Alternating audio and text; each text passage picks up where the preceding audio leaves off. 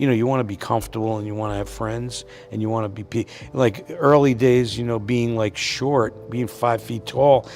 He has made the world laugh for more than 5 decades. He has stood in front of cameras, directed films, produced Academy Award-winning pictures, and built one of the most recognizable faces in Hollywood history. But on the day Danny DeVito turned 80, the celebrations felt quieter than anyone might have expected. Because behind the trademark smirk, behind the gravelly voice and the bottomless comedic energy, there is a man who has spent most of his life carrying pain that very few people ever knew about. And now, near the end of a career that defied every rule Hollywood tried to impose on him, the full truth about how Danny DeVito actually lives is finally coming into focus. He was born in 1944 in Neptune, New Jersey, into a family that did not exactly greet his arrival with open arms. His mother, Julia, was already in her 40s and was raising several children when Danny came along. Years later, she admitted something that would quietly haunt her son for the rest of his life. She told people she had not wanted him. That she had not been prepared, had not been ready, and had not asked for another child. For most human beings, learning that your own mother felt that way would be devastating. For Danny, it became something else. It became a kind of fuel. A persistent, aching awareness that he had something to prove, not to the world, but to himself. His father, Daniel Sr., owned a small candy shop in Asbury Park and was, by most accounts, a warm and likable man during daylight hours. But when the evenings came and the drinking began, the warmth disappeared. The family home became unpredictable. Young Danny learned to read the atmosphere the way a sailor reads weather. He listened for certain sounds, watched for certain signs, and when the warning signals appeared, he would disappear into closets or run to the neighbors. Between 1950 and 1955, police were called to the DeVito home at least 17 times.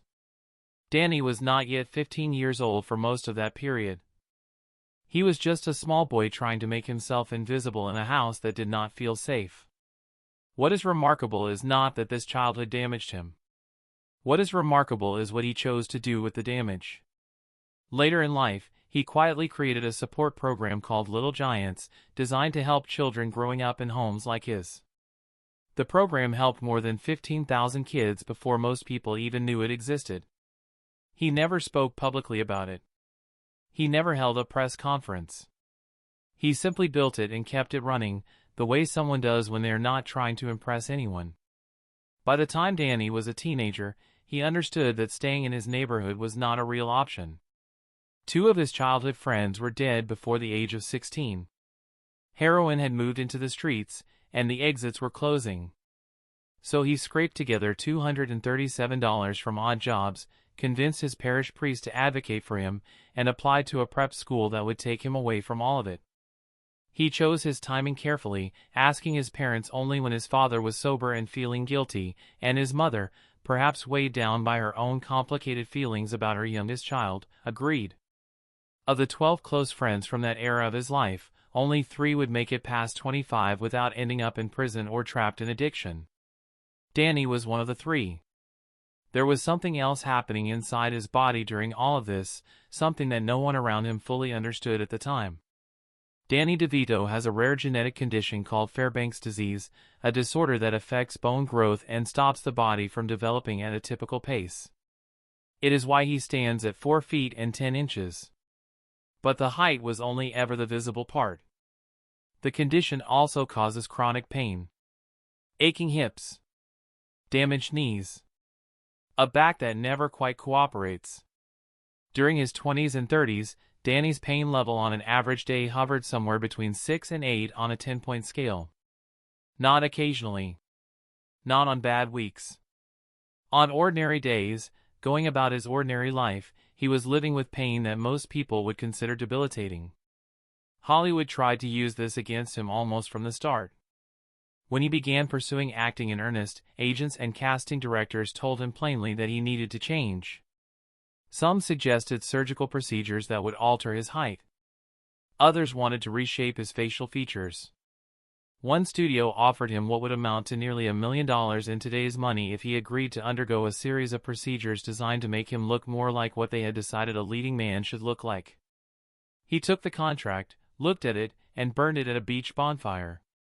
His response to one casting director captured everything about who he was. He would rather be a first-rate version of himself than a second-rate version of someone else. He meant it. He always meant it. But meaning something and surviving on it are two different things. Between 1967 and 1970, Danny auditioned 248 times. He received 3 small bookings and earned less than $800 total from acting work across those 3 years. He lived in his old Volkswagen Beetle for a period. He showered at the YMCA.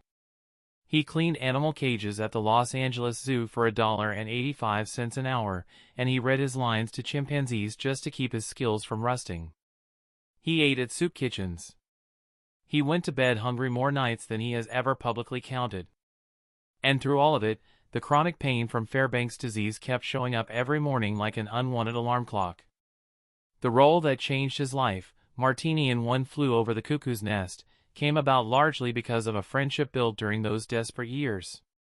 He and Michael Douglas had shared a cramped apartment in New York, eating canned food and printing headshots they could barely afford, and Douglas, now producing the film, remembered him.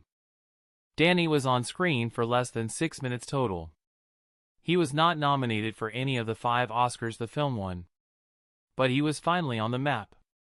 And when the television series Taxi offered him the character of Louis De Palma in 1978, every serious person in his life told him not to take it. His own agent told him that going from film to television was career suicide. Danny trusted something in his gut that had no logical justification, signed the contract for 40% less than the other actors were making, and helped create one of the most iconic characters in American television history. By 1980, 93% of Americans could identify Louis De Palma from his voice alone. He met Rhea Perlman in a strange and accidental way. She had come to the apartment he shared with a roommate to end a relationship, and she ended up talking to Danny for 6 hours instead. He later said he knew within 22 minutes that he wanted to marry her. They married in 1982, built a family, raised 3 children, and spent more than 40 years building a creative partnership that produced films like Pulp Fiction and Matilda alongside their acting careers. But in 2012, they separated. And then again in 2017. The marriage that everyone thought was unbreakable had, over many years, developed fractures that no amount of therapy could fully seal. They never divorced. They divided their assets quietly and without litigation, and they continued to orbit each other from a distance. Danny bought a house less than a mile from Rhea's. They speak on the phone every Wednesday and Sunday. They meet monthly at the same restaurant, the same table, as if neither of them can quite let the other person go.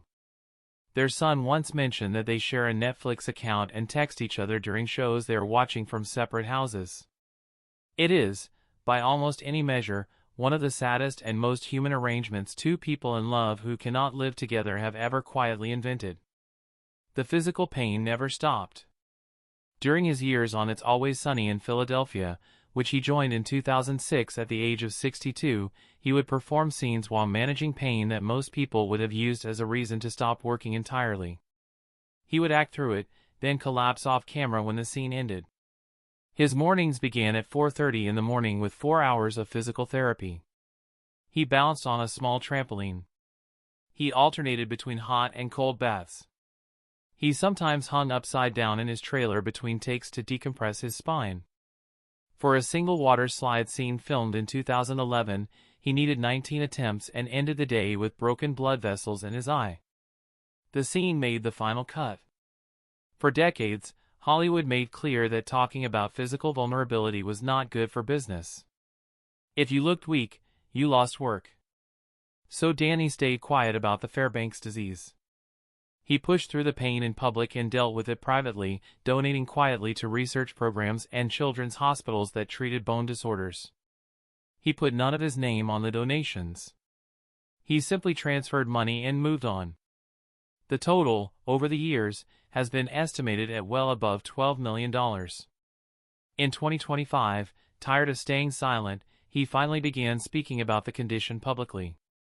Not because he wanted attention or sympathy, but because he had watched too many other people suffer with the same disorder in silence, unable to access treatment, ignored by a medical establishment that rarely takes rare conditions seriously unless someone with a platform forces the conversation. He wanted doctors to pay attention. He wanted funding to increase. He wanted children with Fairbanks disease to grow up in a world where the condition had a name people recognized and a treatment path that actually worked. That is how Danny DeVito lives at 80. In a house less than a mile from the woman he loves and cannot be with. With a body that has been fighting against him since childhood. With a career built entirely out of stubbornness and the refusal to become someone else. Still producing, still acting, still showing up. He is co-producing a sports documentary series with his children. He is still appearing on one of the longest-running comedies in television history. He is still, somehow, making people laugh. The sadness in his story is not the sadness of failure. It is something quieter and more complicated than that. It is the sadness of a man who gave everything, who refused every shortcut, who was told repeatedly that someone built the way he was built did not belong in the rooms where he eventually stood, and who proved all of it wrong at enormous personal cost. The pain was always there. The loneliness found its way in eventually. The body kept its own schedule regardless of what the work required. He turned 80 with his children nearby and his life largely intact. And yet the image that stays with you is not the one from any red carpet or award stage.